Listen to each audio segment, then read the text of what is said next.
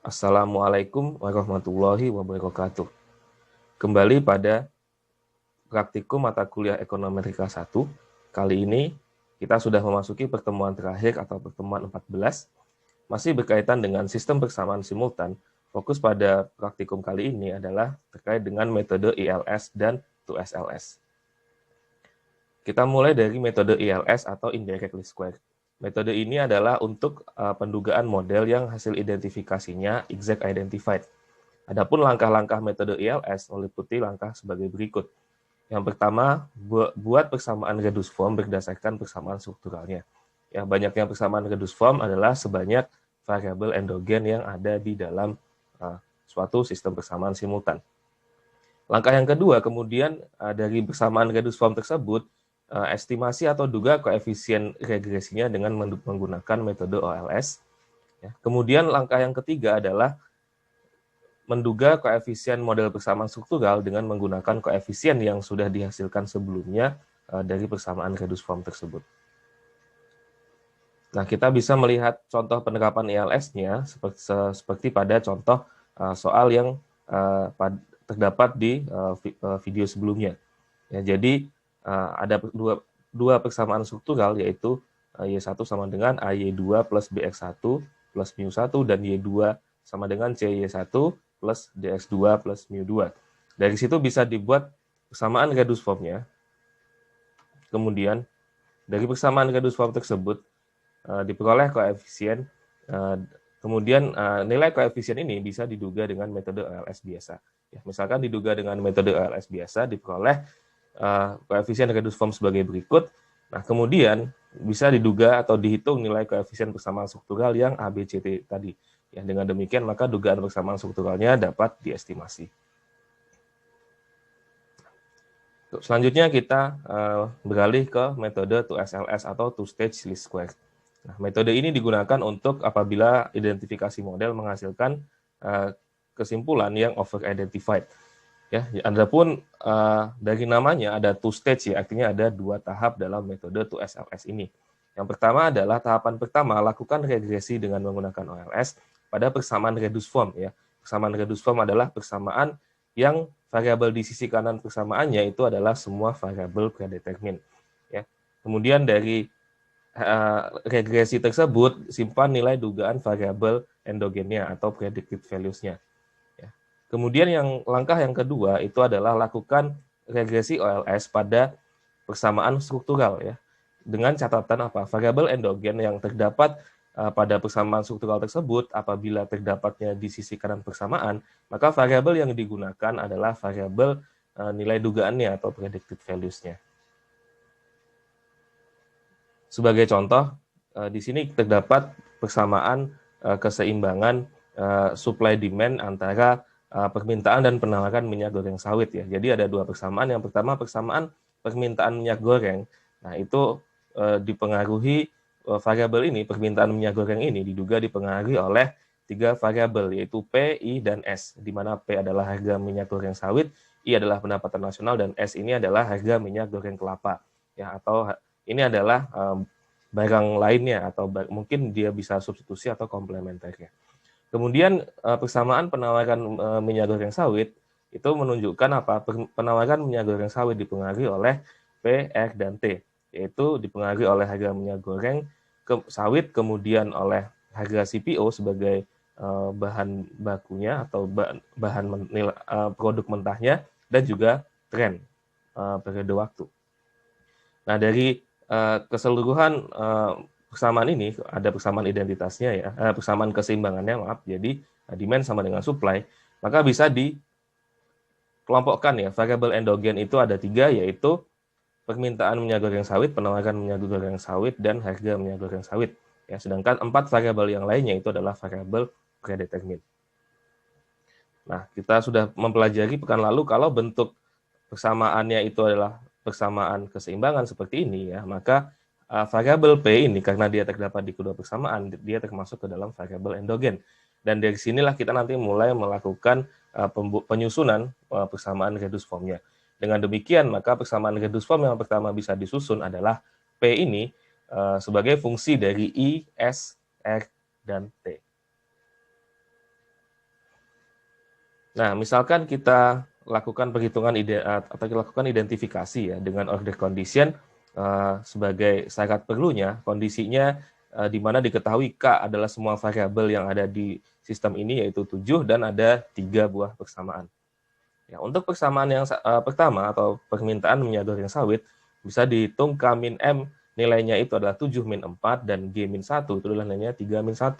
Yang maka diperoleh hasil apa? K min M ini lebih besar dari G min 1 ya. 3 lebih besar dari 2 over identified.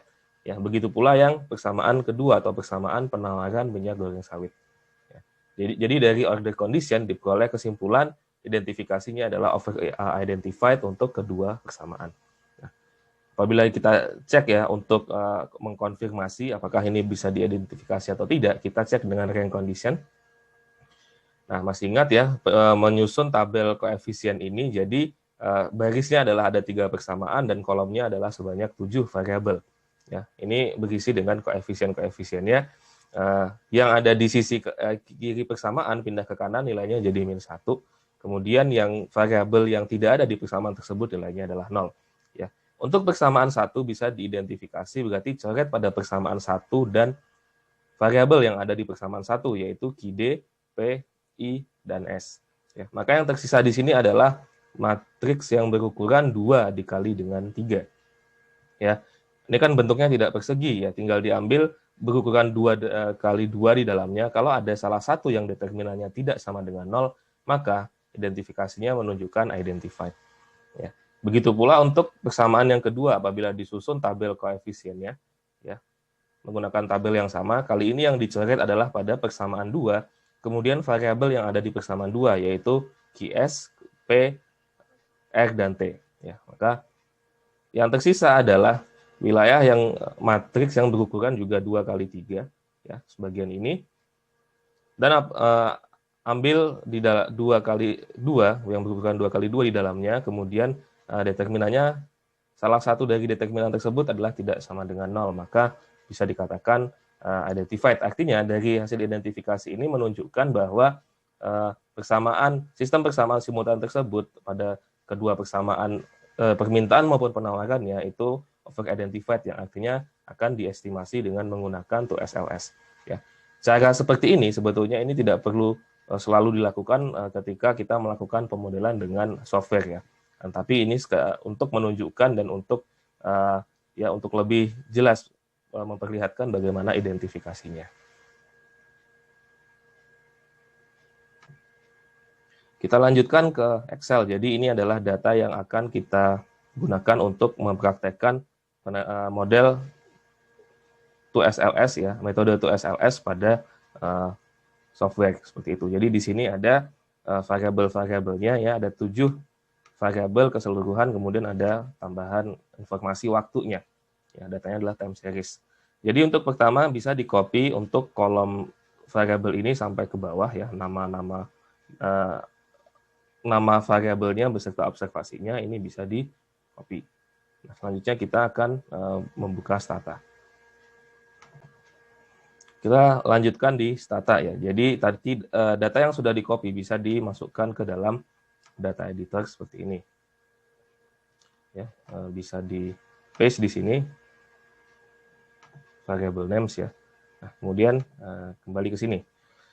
Nah, jadi kalau kita mencoba langkah manualnya tadi, jadi ada 2 tahap ya. Yang pertama adalah regresikan variabel P dengan semua variabel predetermin atau bentuk reduce form dari variabel P.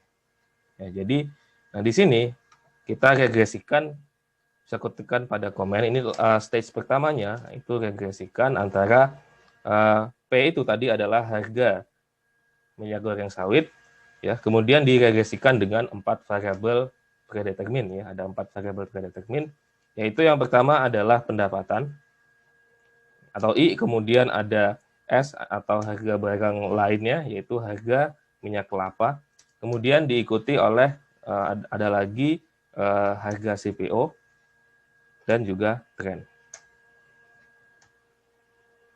Nah, ini langkah pertamanya. Sebetulnya apa?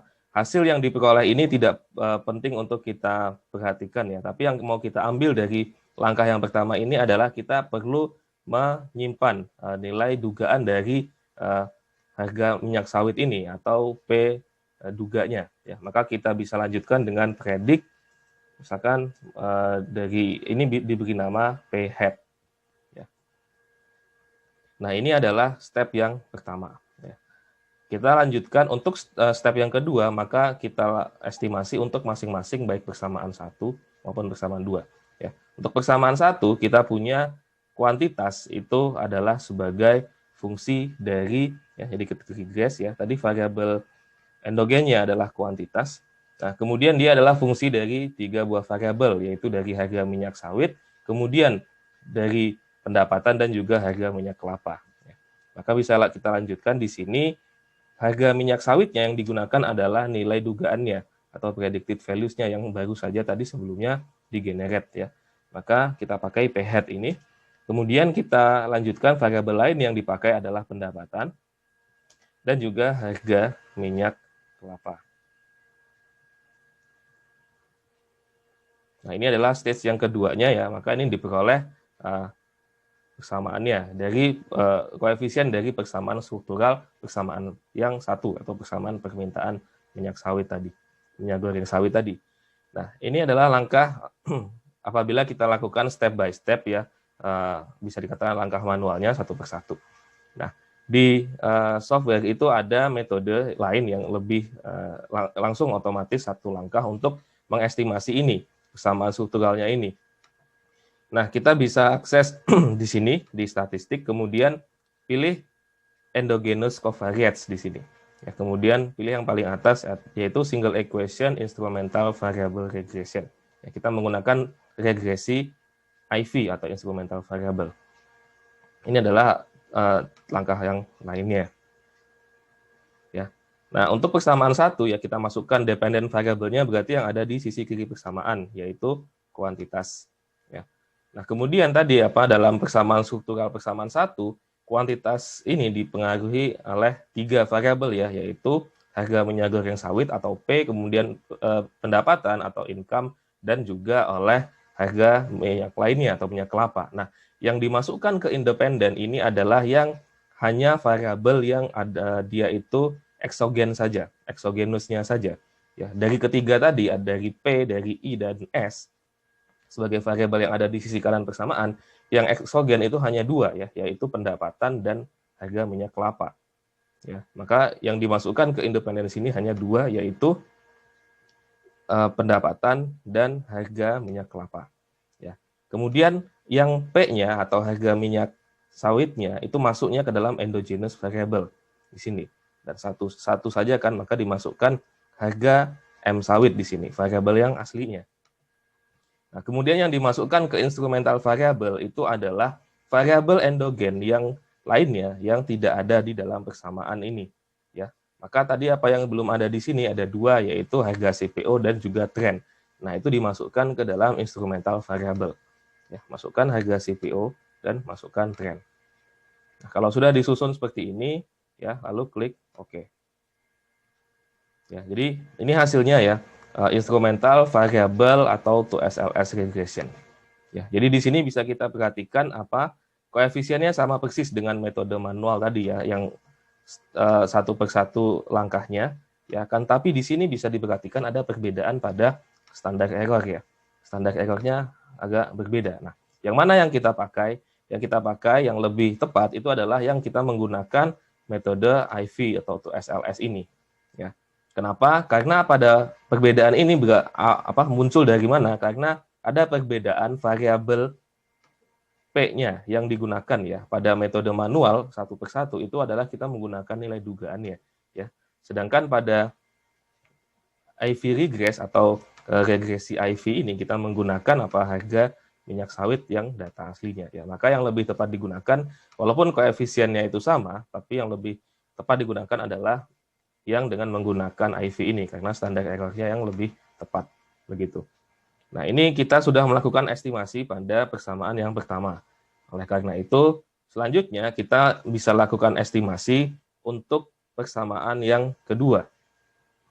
Nah, untuk persamaan yang kedua di sini atau persamaan penawaran ya, kita punya kuantitas atau penawarannya itu sebagai fungsi dari P dari harga minyak sawit kemudian dari R dari harga CPO, dan juga dari T atau tren ya. Jadi sebetulnya kan posisinya tinggal kebalikan dari ini, posisi variabel eksogen yaitu kebalikan dari pada persamaan 1. Nah, di sini kita juga bisa akses lagi tadi dari statistik, kemudian endogenous covariates yang paling atas ini ya. Nah, kali ini kita hapus dulu ya. Independent variabelnya pada persamaan yang kedua, sekarang yang menjadi variabel independen adalah ada 3 variabel yang di sisi kanan nih, ada P, ada R, dan T. Tapi P-nya tetap sebagai variabel endogenous. Maka yang dimasukkan ke dalam independen hanya 2, yaitu R atau harga CPO dan juga tren ya. Dibalik saja ya. Jadi endogenousnya tetap endogenousnya adalah harga minyak sawit, dan instrumental variabelnya itu adalah variabel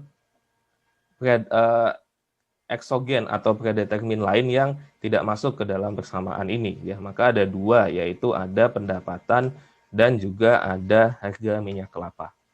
Nah, seperti ini. Nah, ini apabila kita lakukan estimasi dengan menggunakan 2SLS pada persamaan yang penawaran ya, persamaan yang kedua. Nah, seperti ini ya. Jadi kita sudah peroleh untuk masing-masing persamaannya, hasil estimasinya seperti ini. Dan di sini bisa kita lihat bahwa secara tanda ya, jadi kalau pada persamaan penawaran itu harga minyak sawit itu pengaruhnya negatif ya terhadap kuantitas ya. Jadi harga berpengaruh negatif terhadap demand. Nah, secara teori ini betul tandanya negatif ya. Kemudian pendapatan ini memiliki koefisien yang positif. Kemudian harga minyak kelapa ini sebagai barang substitusi ya, karena dia memiliki koefisien yang positif juga. Kemudian untuk penawaran dan ketiga variabel ini adalah signifikan pada alfa 5%. Kemudian untuk persamaan penawaran di sini kita lihat pengaruh dari harga minyak sawit ini terhadap penawaran minyak gorengnya itu positif, tapi secara p-value dia tidak signifikan pada alfa 5%. Ya, kemudian harga CPO ini kan bahan bakunya ya, ternyata dia pengaruhnya negatif terhadap penawaran ya. Kemudian juga tren atau pergerakan waktu itu semakin bertambah periode waktunya, maka makin banyak barang yang dihasilkan atau makin besar kuantitasnya. Jadi ini secara tanda ini semua variabel ini masuk sesuai dengan teori ekonominya.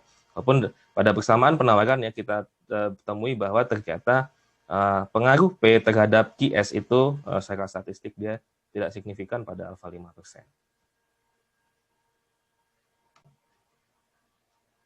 Nah, baik, jadi kita summary-kan tadi hasilnya apabila kita lakukan pada persamaan 1 ya, persamaan permintaan, langkahnya satu persatu ya dengan stage 1 dan stage 2.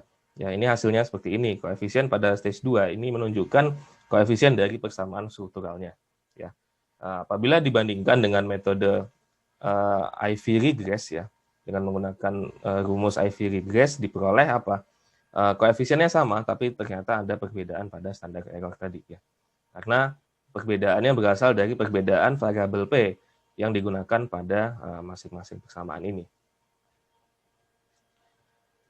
Nah, kemudian untuk persamaan yang kedua ya, tadi kita tidak menunjukkan dengan stage 1 dan stage 2, tapi silakan bisa dicobakan ya. Kalau mau dicobakan dengan cara yang satu persatu ini, kita tidak perlu lagi melakukan stage 1 karena sudah ada variabel p hat tadi ya. Jadi ini tinggal dipakai, kemudian disesuaikan dengan variabel yang lain. Tapi kita yang akan lebih fokus itu yang kita gunakan dengan menggunakan Ivy regress ini ya. Karena ini adalah standar errornya yang lebih tepat. Begitu. Ya, koefisiennya sama, tapi standar errornya berbeda. Baik, demikian video pengantar praktikum terakhir pada ekonomi kelas 1 ini. Terima kasih atas perhatiannya. Silahkan dilanjutkan dengan diskusi dengan pengajar di kelas masing-masing. Terima kasih. Wassalamualaikum warahmatullahi wabarakatuh.